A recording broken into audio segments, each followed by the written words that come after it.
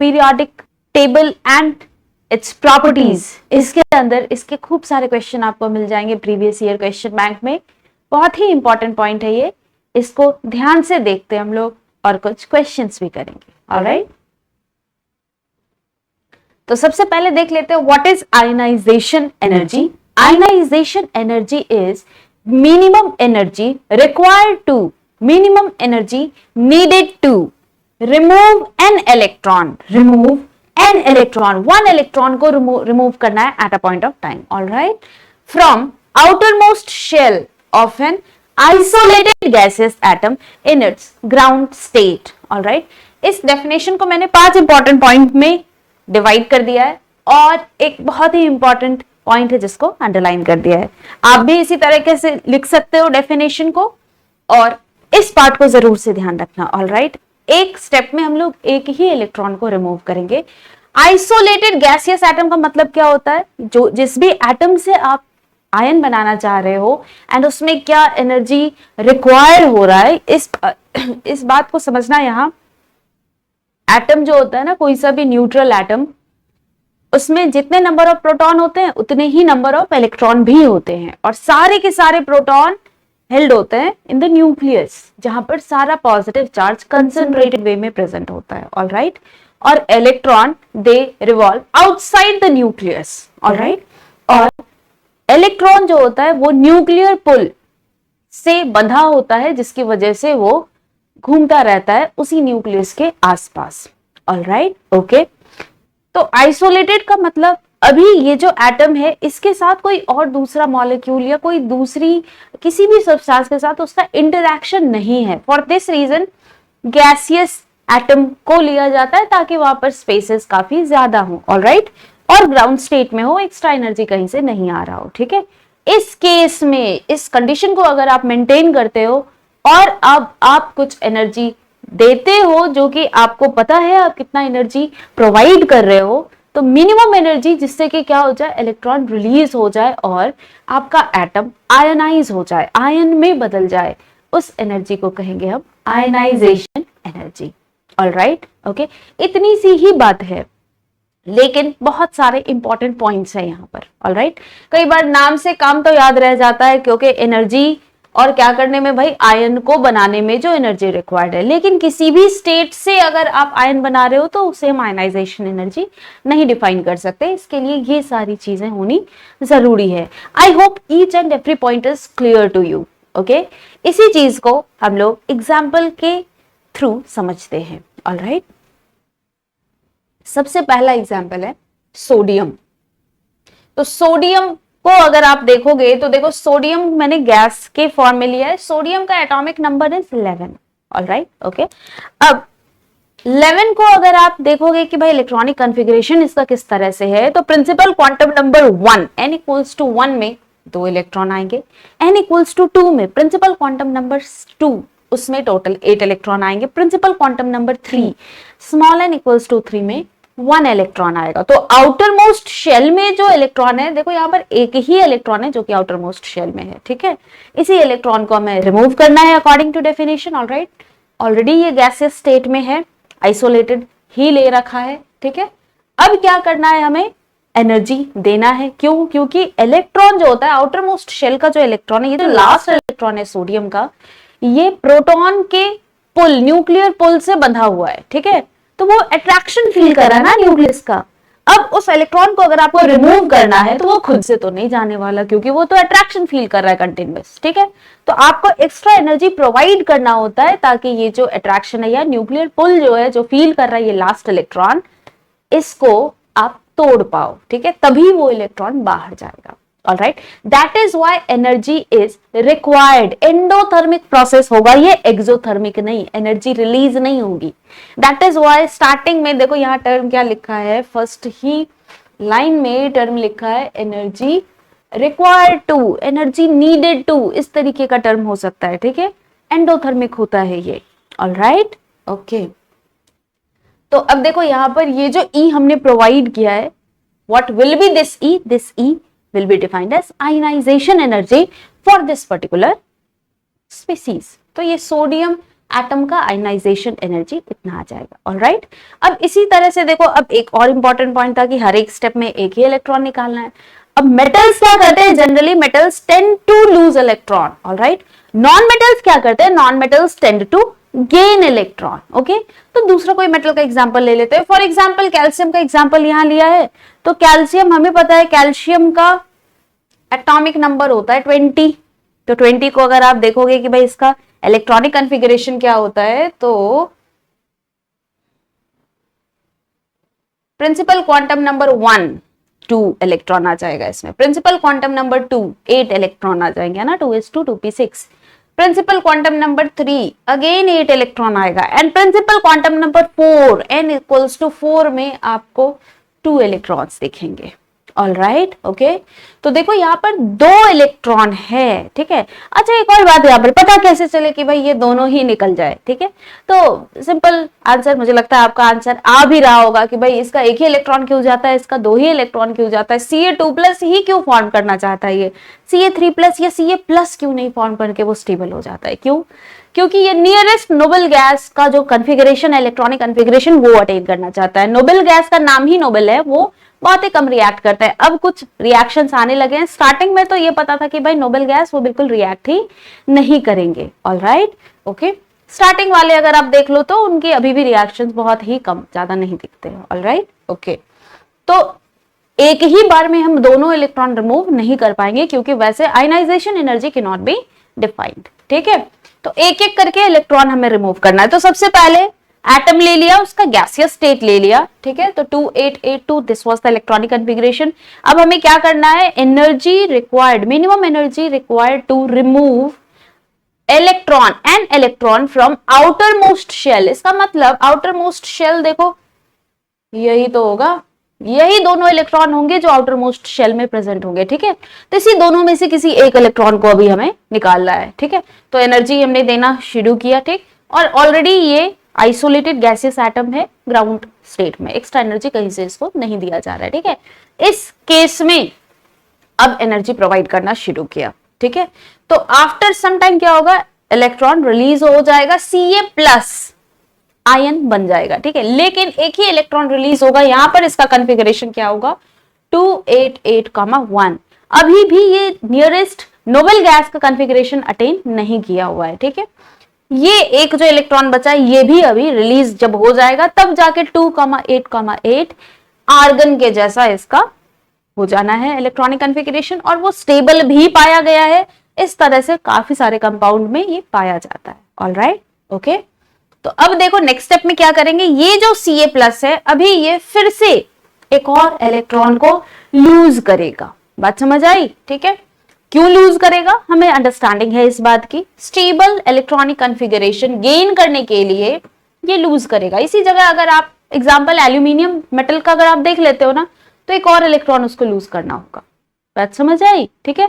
आप कोई सा भी मेटल का एग्जांपल लेके देख सकते हो, आपको ये बात इजीली समझ में आ जाएगी। Okay, alright. अब देखो इस बार जब आप एनर्जी चेक करोगे ना, कितना एनर्जी दिया गया, तो बराबर नहीं होते हैं ये दोनों एनर्जी, ठीक है।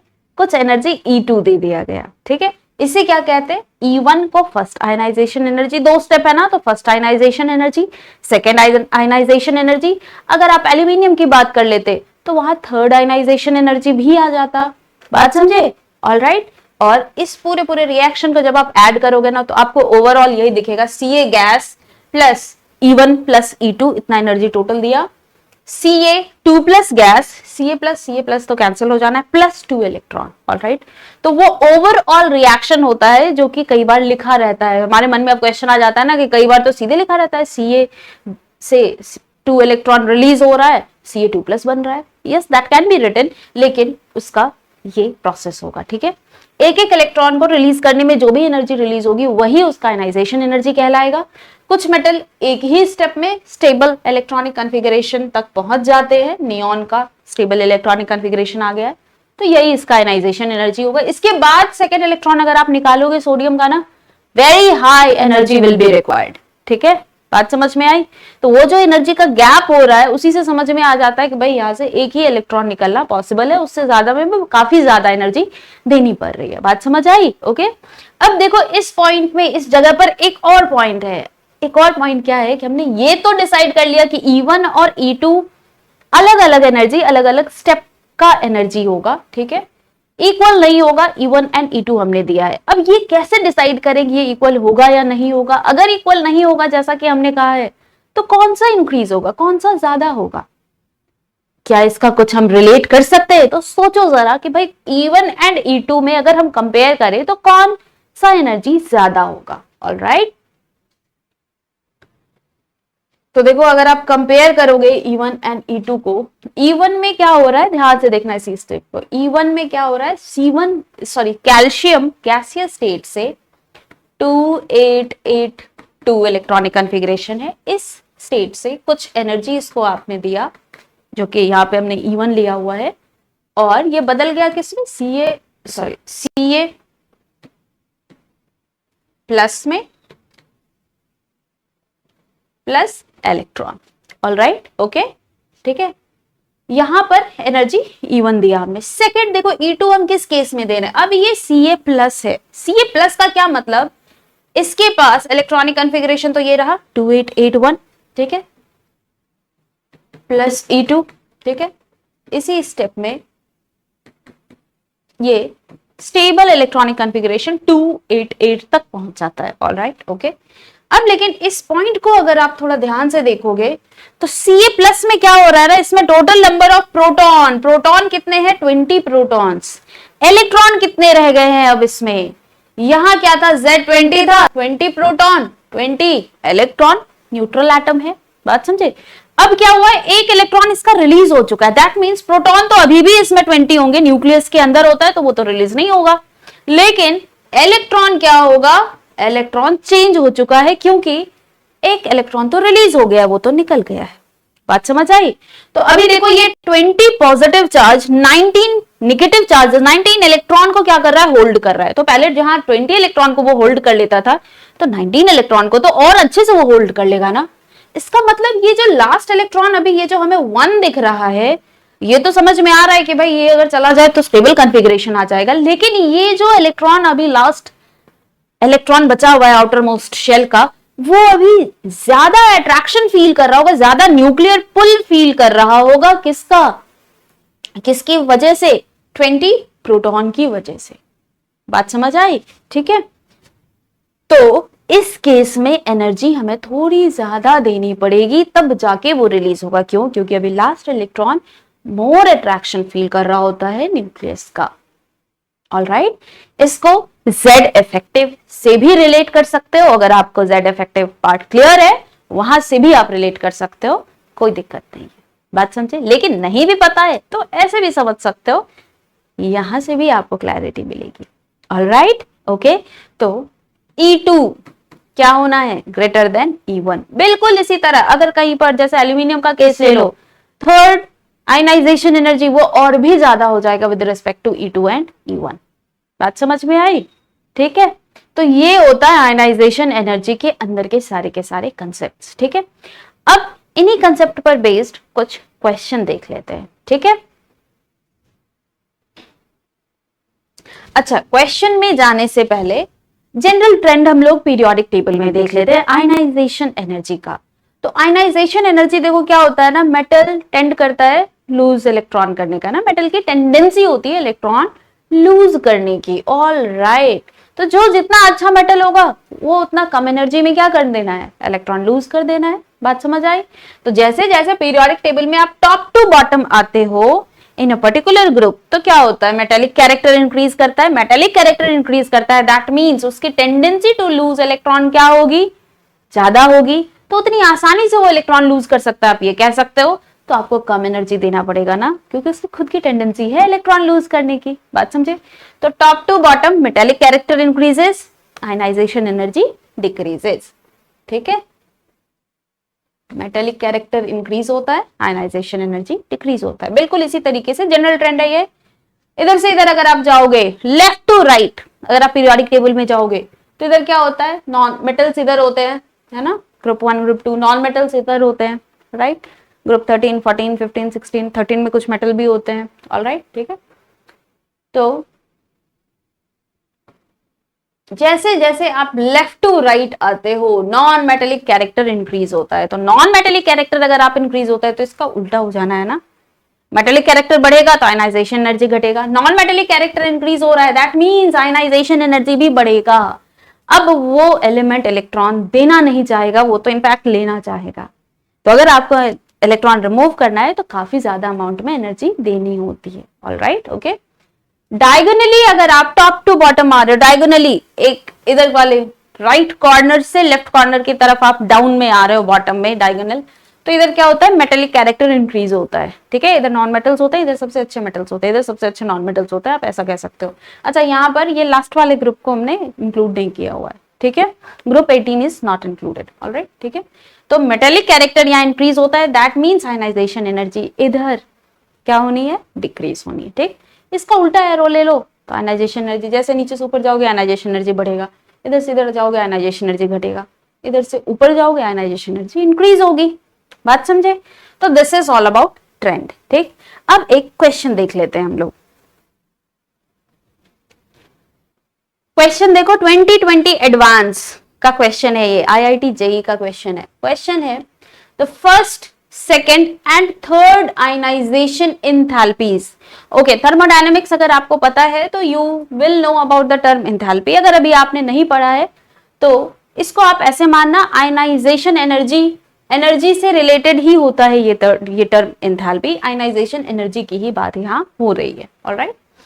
First, second and third ionization enthalpies I1, I2 and I3। जैसे हमने E1 E2 लिया था ना, उसकी जगह यहाँ क्या लिया हुआ, I1 I2 and I3 of 4 atoms. 4 different atom है जिसका एटॉमिक नंबर देखो यहाँ गिवन है, n+1 n+2 n+3, alright.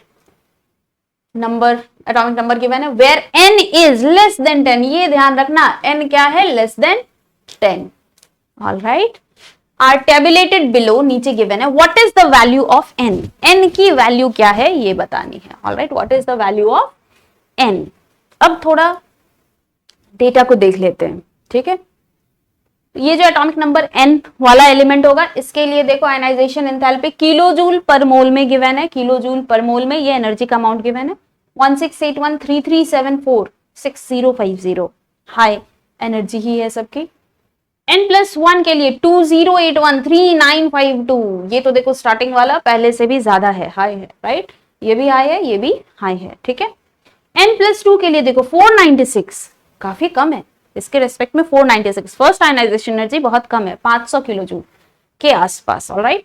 I2 4562, देखो फर्स्ट एंड सेकंड में डिफरेंस काफी ज्यादा आ गया। इसका मतलब ये जो एटॉमिक नंबर का एलिमेंट होगा, पहला इलेक्ट्रॉन इसका इजीली रिमूव हो जाएगा with respect to the second and third electron. That means अब एनर्जी के गैप को देख के देखो, कहां यहाँ 500 किलोजूल पर मोल की रिक्वायरमेंट हो रही है, सेकंड वाले में 4500 हो गया ना, ऑलमोस्ट 5 टाइम्स से भी थोड़ा ज्यादा, सॉरी ऑलमोस्ट 9 टाइम्स से भी थोड़ा ज्यादा इंक्रीज हो रहा है यहाँ पर, 9 फोल्ड से भी ज्यादा इंक्रीज हो रहा है, आप ऐसे समझो।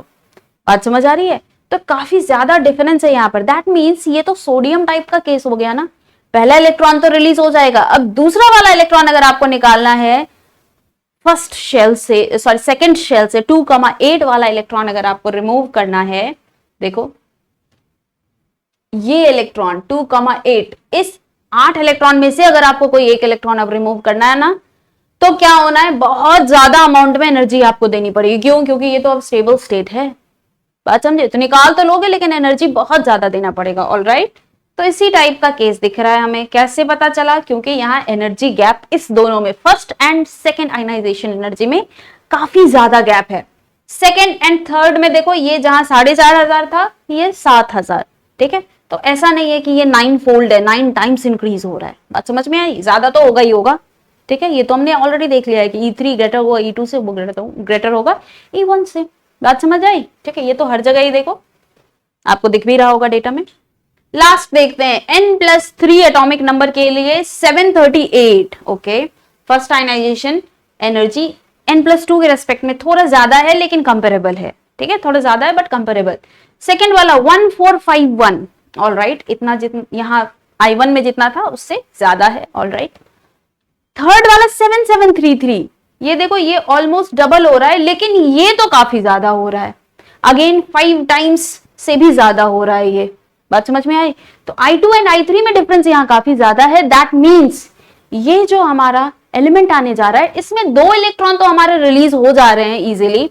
ये डेटा देखो ना, इसके फर्स्ट आयनाइजेशन एनर्जी से भी कम है ये सेकंड वाला, बात समझ में आया, डेटा इंटरप्रिटेशन यहाँ पर है, ऑल राइट। और इस दोनों में गैप काफी ज्यादा है, इसी गैप से हमें समझ में आ रहा है कि N+2 वाला जो एलिमेंट है ना, ये मेटल होगा जिसका आउटर मोस्ट शेल में 1 इलेक्ट्रॉन होना चाहिए। N+3 वाला भी मेटल होना चाहिए एंड उसके आउटर मोस्ट शेल में 2 इलेक्ट्रॉन होने चाहिए, ऑल राइट, ओके। अच्छा, अब एक और कंडीशन क्या है, N हमारा लेस देन 10 है, 10 से कम है। 10 से कम में अगर आप मेटल देखोगे ना 1 2 इस तरह का, तो लिथियम आएगा, फिर सोडियम आएगा, right, lithium and sodium. Sodium की बात करोगे तो वो N 10 से ज्यादा है, सोडियम के लिए N क्या है 11, लेकिन सोडियम देखो हमें N+2 में जाके यहां पर ऐसा दिख रहा है ना कि भाई फर्स्ट इलेक्ट्रॉन ही निकल रहा है, उसके बाद वाले निकलना बहुत मुश्किल हो रहा है, ठीक है। एक चीज ये ध्यान रखना, लिथियम का अगर आप निकालोगे भी ना तो N=1 से निकालने के लिए आपको बहुत ज्यादा अमाउंट में एनर्जी देनी पड़ेगी, बात समझ में आई, ठीक है। और तो N का वैल्यू अगर हम लोग 2 ही तो चेक कर सकते हैं ना, एक लिथियम और एक सोडियम, तो सोडियम के लिए N का वैल्यू देखो क्या हो रहा है 11, तो N इज लेस देन 10, लेकिन ये तो कंडीशन देखो फर्स्ट पे लागू होता है ना कि ये 10 से कम होना है, ऑल राइट। तो अगर N+2 इक्वल्स टू, इस जगह को अगर हम लोग एटॉमिक नंबर 11 से इक्वेट करें तो N का वैल्यू देखो क्या आ जाएगा 9, दैट मीन्स ये हमारा सेटिस्फाई कर रहा है, ठीक है। और सोडियम के बाद मैग्नीशियम, मैग्नीशियम का बिल्कुल ऐसा ही नेचर होता है, बात समझ में आई, ये इसी तरह का काम करता है। एक और चीज यहाँ पे आपको थोड़ा सा ध्यान आ रहा होगा, अगर किसी बच्चे को कंफ्यूजन आ रही है कि भाई यहाँ पर हमारा लिथियम भी तो हो सकता है, तो सबसे पहला जो एलिमेंट होता है ना, ग्रुप 2 के जो एलिमेंट होते हैं वो डायगोनल रिलेशनशिप शो करते हैं, अगर आपको ध्यान होगा तो, बात समझ में आई। वो रिप्रेजेंट नहीं करते अपने सारे के सारे बाकी ग्रुप मेंबर्स को, क्यों, क्योंकि उनकी साइज बहुत कम होती है, उनका जो चार्ज होता है, डेंसिटी अगर आप बोलो तो वो काफी ज्यादा आ जाता है, बात समझ में आई, ठीक है। तो चार्ज टू रेडियस रेशियो उनका जो होता है वो डिफरेंट आ जाता है बाकी ग्रुप मेंबर के रेस्पेक्ट में, ठीक है। तो यहां पर ज्यादा सही आंसर हमारा कौन सा होगा, N=9, क्योंकि ये सोडियम और मैग्नीशियम अगर आप देख रहे हो तो ये हो जाना है हमारा नियॉन, ये हो जाना है हमारा नियॉन से पहले, नियॉन से पहले क्या होना है फ्लोरीन, बात समझे, ठीक है। अब ये अगर आप लिथियम के लिए देखोगे तो भाई उसमें सेकंड एंड थर्ड निकालोगे ही क्या, उतने सारे तो है ही नहीं इलेक्ट्रॉन, तो कैसे निकालोगे, बात समझ में आई। तो अपने आप ही सारा कुछ आपका क्लियर आउट हो जाएगा। तो देखो यहाँ पर बस डेटा इंटरप्रिटेशन करना था और आपका आंसर आपके सामने आना था, ठीक है, ऑल राइट। ऐसे ही और क्वेश्चन के साथ, कंसेप्ट के साथ मैं आपको नेक्स्ट वीडियो में मिलूंगी। Thank you so much.